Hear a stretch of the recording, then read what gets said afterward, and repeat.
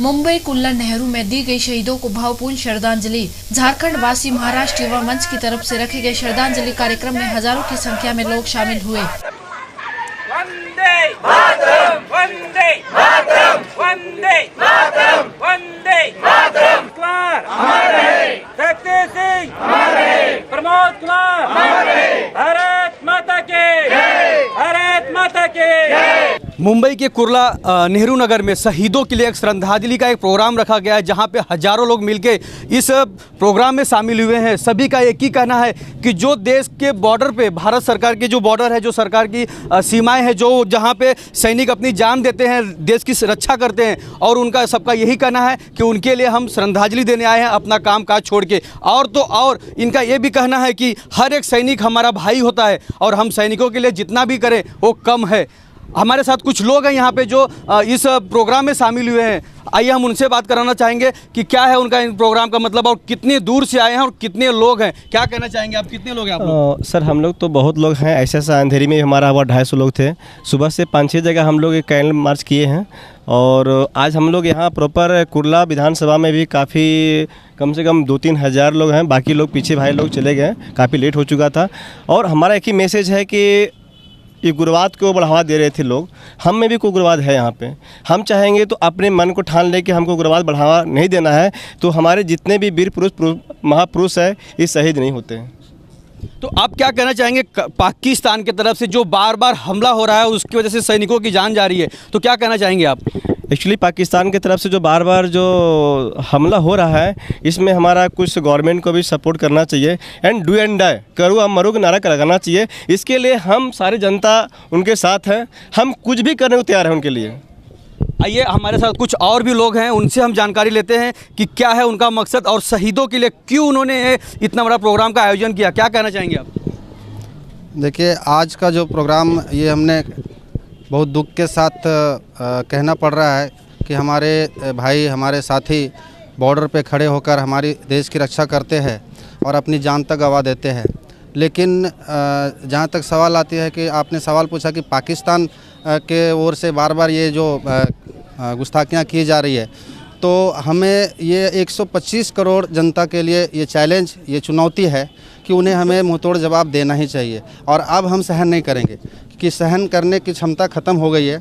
और वो एक छोटा सा देश हमारे इतने बड़े शक्तिशाली देश के ऊपर और हमारे इतने बड़े कौम को वो ललकार रहा है, वो कहीं ना कहीं वो भूल कर रही है पाकिस्तान। और तो और मैं आपसे जानना चाहता हूं कि भारत सरकार की तरफ से और क्या कदम उठाना चाहिए भारत को सुरक्षा रखने के लिए, बॉर्डर पे जो सैनिक शहीद हो रहे हैं वो कम हो सके। देखिए, लड़ाई 1965 से चल रहा है पाकिस्तान और हिंदुस्तान का, लेकिन ये लड़ाई का सिलसिला कब बंद होगा ये कुछ पता ही नहीं चल रहा है।